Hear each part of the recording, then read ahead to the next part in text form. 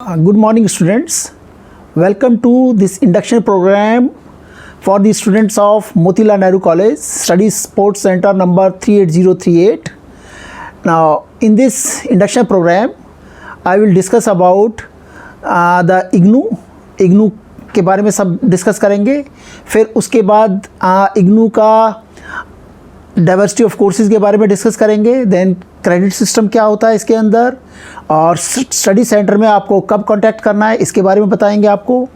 फिर नेक्स्ट में counselling session क्या है, 4 क्रेडिट सिस्टम है या 6 क्रेडिट सिस्टम है या 8 क्रेडिट सिस्टम है, तो उसके अंदर आपकी कितनी कितनी काउंसलिंग सेशन होंगे. उसके बाद एवेल्यूशन ऑफ असाइनमेंट्स कैसे होंगी. Then where to get advice, कि एडवाइस आपको कहाँ पर मिलेगी. अगर आपको कोई प्रॉब्लम आती है, जैसे अगर असाइनमेंट से रिलेटेड प्रॉब्लम आती है या आपको कोई एग्जामिनेशन से रिलेटेड प्रॉब्लम आती है, फॉर्म से रिलेटेड प्रॉब्लम आती है, तो आपको कहाँ कॉन्टैक्ट करना है. अगर असाइनमेंट सबमिट नहीं करेंगे तो क्या प्रॉब्लम्स आएंगी, इसके इन सब चीज़ों के बारे में we will discuss about this. तो सबसे पहले मैं आपको IGNOU की इंट्रोडक्शन देता हूँ. Now IGNOU is known as Indira Gandhi national Open University, known as IGNOU. It is a central university located at Maidangadi, New Delhi. This university was established in 1985 after the Parliament of India passed the Indira Gandhi National Open University Act 1985, and after that it is known as IGNOU Act 1985. This is a central, basically क्या है, ये central university है. In August 1985, both the houses of the Parliament passed the bill. Subsequently, the Indira Gandhi National Open University came into existence on 20th September 1985, named after the late Prime Minister. IGNOU is run by the central government of India with a total active enrollment of over 3 million students. 3 million means almost ये हो गया 30 लाख के करीब students हैं. And it is the largest university in the world. IGNOU is the first higher education institute in the open distance learning mode to be accredited by the NAAC. NAAC का मतलब है the National Assessment and Accreditation Council, और वो क्या करती है कि आपको कुछ ग्रेड देती है ऑन द फॉलोइंग 7 क्राइटेरिया. कौन कौन से 7 क्राइटेरिया है. सबसे पहले क्राइटेरिया है teaching, learning and valuation. Number 2 में आता है research, innovation and extensions. Number 3 में आता है इंफ्रास्ट्रक्चर एंड लर्निंग रिसोर्सेज के बारे में. Then learner support and progressions, governance, leadership and management, और उसके बाद institutional values and best practices, and last is curricular aspects. इन सब चीज़ों को लेकर NAAC क्या एक्रेडिट करता है और एक्रेडिटेशन देता है. नाउ द NAAC, जिसे इसका फुल नेम है national assessment and accreditation council. This team visited the university, IGNOU university, during January 5 and January 7 in 1921.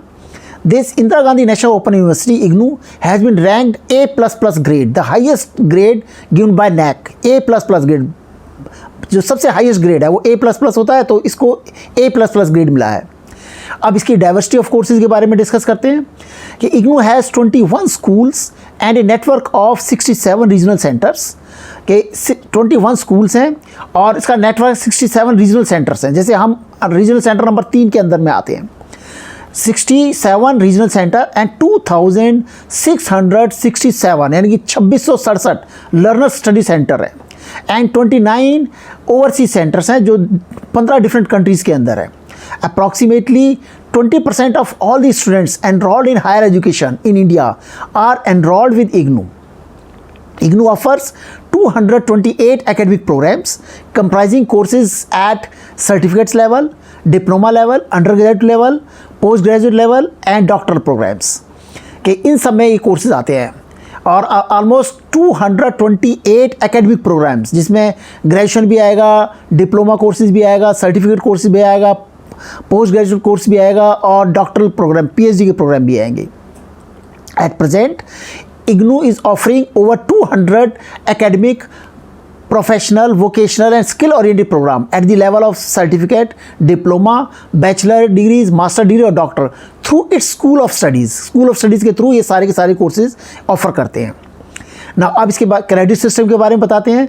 With the academic sessions of July 2019, the Indira Gandhi National Open University has adopted the choice-based credit system, CBCS जिसको बोलते हैं, choice-based credit system introduced by the University Grant Commission. UGC ने जो एक system adopt किया है, that is called choice-based credit system. तो इस क्रेडिट सिस्टम का क्या फ़ायदा है? The choice-based credit system, which is on offer at the bachelor's level, provide flexibility for the students to study the subject or courses of their own choice. अपनी मर्जी से आप कोई भी कोर्स पढ़ सकते हैं, depending on their needs and interest, and move to different institution of higher studies. और different institution में जो मर्जी आप कोर्स ले सकते हैं, and then after that, after graduation, you can move to different institution of higher educations. Study centre के बारे में डिस्कस करते हैं. To provide effective student support, IGNOU has set up a number of study centre all over the country. You have been allotted Motilal Nehru college as a study centre, और जिसको बोलते हैं learner support centre number 38038, and इसको short में बोलते हैं LSC 38038, which comes under the regional centre number 3, RC3 जिसको बोलते हैं. एंड ये अब नारायण के अंदर है. And your study center will have a coordinator who will coordinate different activities at the center, and Dr. A.M. Khan is the coordinator of the study center. And after that you have also an assistant coordinator and other supporting staff appointed on a part-time basis. Then some academic counselors are also there in different courses to provide counseling and guidance to you in courses which you have chosen. तो आपके पास एक तो coordinator है, फिर 8 के आसपास आपके assistant coordinator हैं, और कुछ सपोर्टिंग स्टाफ है जो कि आपकी हेल्प के लिए हमेशा तैयार रहेगा. Then after that you have academic counsellors हैं, वो भी आपकी हेल्प के लिए हमेशा तैयार रहेंगे. जो भी आपको प्रॉब्लम्स आती है, you can discuss with academic counsellor also, you can discuss with academic assistant coordinator, और जो सपोर्टिंग स्टाफ है उनसे भी डिस्कस कर सकते हैं. और अगर आपकी प्रॉब्लम तब भी सॉल्व नहीं होती है, तो then you can directly approach doctor A.M. Khan, who is the coordinator of the study centre.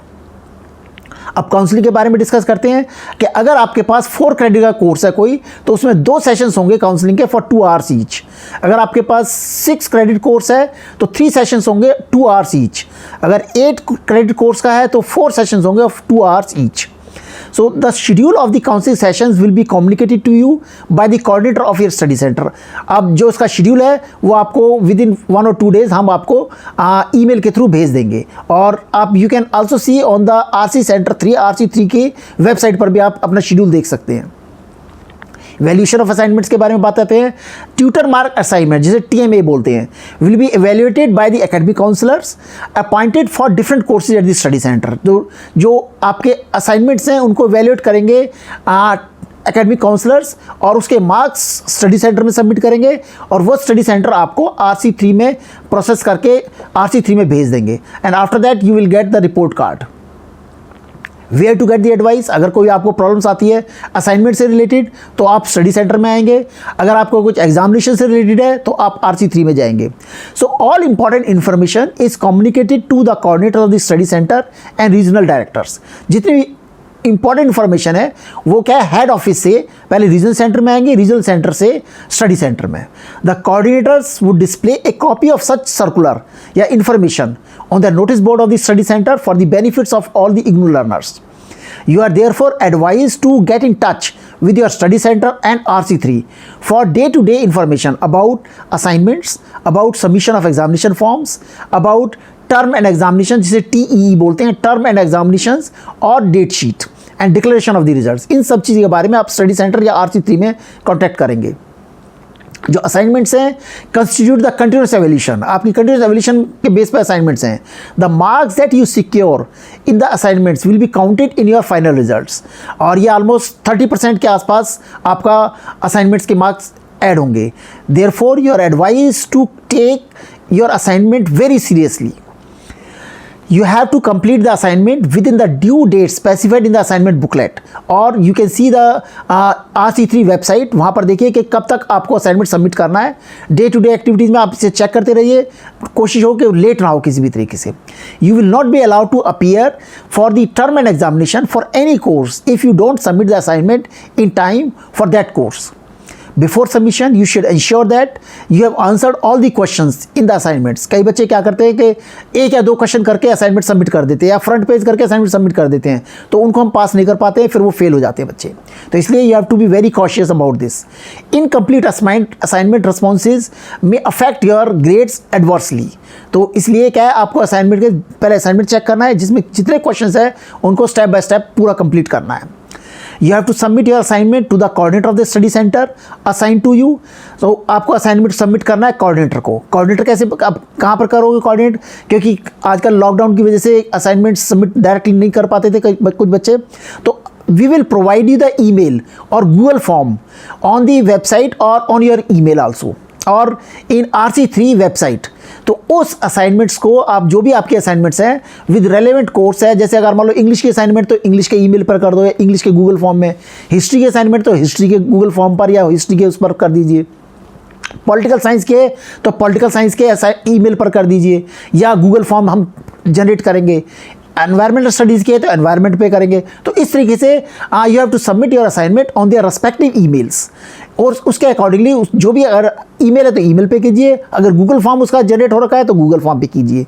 पर ये ना हो कि इसका असाइनमेंट उसके में कर दें, उसका असाइनमेंट दूसरे में कर दें, कि पॉलिटिकल साइंस का हमने गूगल फॉर्म बनाया उससे आप हिंदी के असाइनमेंट सबमिट कर देते हैं, तो वो नहीं होना चाहिए. अगर पॉलिटिकल साइंस का है तो उसमें पॉलिटिकल साइंस, हाँ एक असाइनमेंट्स का बनाएंगे सबसे लास्ट में, ऑल अदर असाइनमेंट्स. तो अगर मान लो जो हमने असाइनमेंट्स या गूगल फॉर्म क्रिएट किए हैं उसमें कहीं पर भी वो नहीं आता, तो आप उसको लास्ट वाले में ऑल अदर असाइनमेंट्स उसमें सबमिट कर दीजिए. फिर हम उसको सेपरेट करके we will send it to the respective counsellors, वो उसमें भेज देंगे.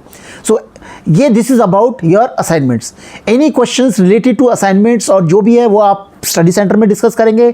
अगर एग्जामिनेशन फॉर्म का है, आपका आई कार्ड नहीं मिलता है, जो भी कुछ है और प्रॉब्लम्स है और टर्म एंड एग्जामिनेशन से डेट शीट से रिलेटेड है, that you have to contact the regional centre 3 और इग्नू हेडक्वार्टर.